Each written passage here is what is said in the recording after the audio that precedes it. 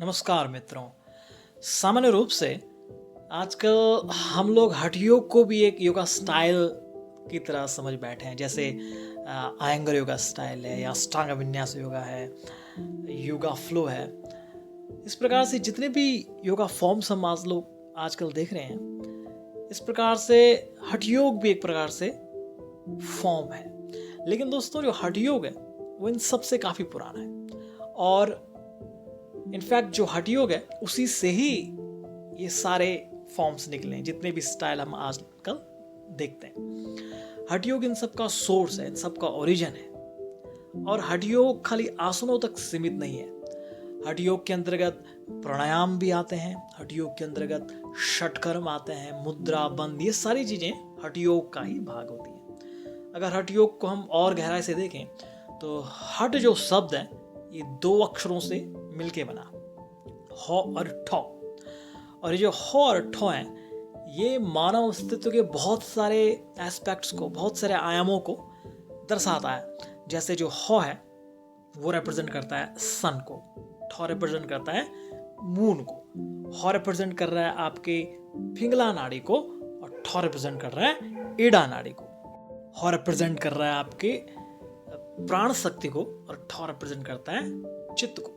और वहीं जो हो है वो आपकी बॉडी को रिप्रेजेंट कर रहा है, ठो आपके माइंड को रिप्रेजेंट करता है। तो इस प्रकार से अगर हम देखें हठ योग के अंतर्गत जितनी भी चीजें आती हैं, चाहे आसन है, प्राणायाम है, इन सभी का इन सारे आयामों पे, इन सब एस्पेक्ट्स पे बहुत गहरा असर पड़ता है। जैसे एक प्रकार से अगर आप आसनों को देखें तो आसनों से हमारे शरीर पे बहुत गहरा असर पड़ता है। यानी शरीर हमारा फ्लेक्सिबल होता है, स्ट्रॉन्ग बनता है, उसमें ब्लड सर्कुलेशन इंप्रूव होता है ना, मांसपेशियाँ लचीली होती हैं।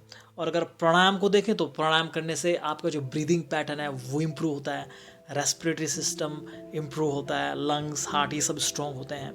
और वहीं जो षटकर्म होते हैं, षटकर्म से हमारे एक प्रकार से शरीर की आंतरिक और बाह्यिक शुद्धि होती है।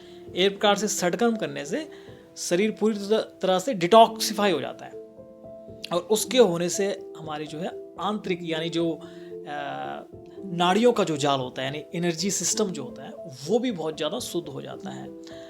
तो जो अब बंदों की अगर बात करें, बंद या मुद्राओं की अगर बात करें, तो इनका भी जो है बंद मुद्रा लगाने से भी जो ऊर्जा हमारे शरीर में प्रभावित होती है, जो प्राण शक्ति हमारे शरीर में चलती है, सूक्ष्म शरीर में, उसको एक प्रकार से दिशा मिलती है। यानी जो मुद्राएं बंद हैं, they directs the flow of energy channels, है ना। तो इस प्रकार से जो हठ योग के जितने भी पार्ट्स हैं, आसन, प्राणायाम, मुद्रा बंद, षटकर्म इत्यादि, इन सभी का हमारी ओवरऑल पर्सनैलिटी में, चाहे वो बॉडी है, माइंड है, चाहे हमारे विचार हैं या हमारी प्राण शक्ति है, इन सब में बहुत गहरा असर पड़ता है।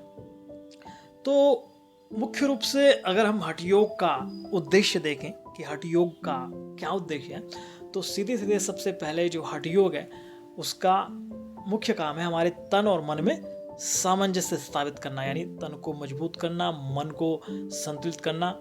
और जो जितने भी षटकर्म होते हैं, अनेक षटकर्मों के अभ्यास के द्वारा शरीर की आंतरिक और बाह्यिक शुद्धि करना, ठीक है। और मुद्रा बंदों द्वारा हमारे प्राणिक शक्ति को, प्राण ऊर्जा को एक सही दिशा देना, एक सुषुम्ना में उसे डायरेक्ट करना। और फाइनली जो ईड़ा पिंगला नाड़ियां होती हैं, इन दोनों में संतुलन करना।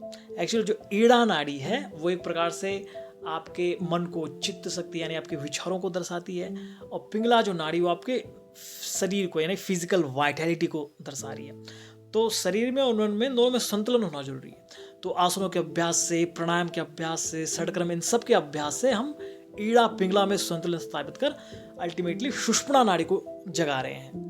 तो जब ईड़ा और पिंगला में संतुलन स्थापित हो जाता है तो नेचुरली आपकी सुषुम्ना नाड़ी जागृत हो जाती है। और जब सुषुम्ना नाड़ी जागृत होती है तो आपका मन एकदम स्थिर हो जाता है, एकदम शांत हो जाता है। जब मन एकदम स्थिर शांत हो जाता है तब आप ध्यान, इस प्रकार की जो एडवांस लेवल की क्रियाएं हैं, धारणा है, ध्यान है, और जो गहरी अवस्था है, समाधि, इस प्रकार की अवस्थाओं को अचीव कर सकते हैं। तो जो हठ योग का मुख्य उद्देश्य, जो कंक्लूजन है, वो यही है कि ईड़ा पिंगला में संतुलन कर सुषुम्ना नाड़ी को जागृत करना और अल्टीमेटली हमें प्रिपेयर करना राजयोग के लिए।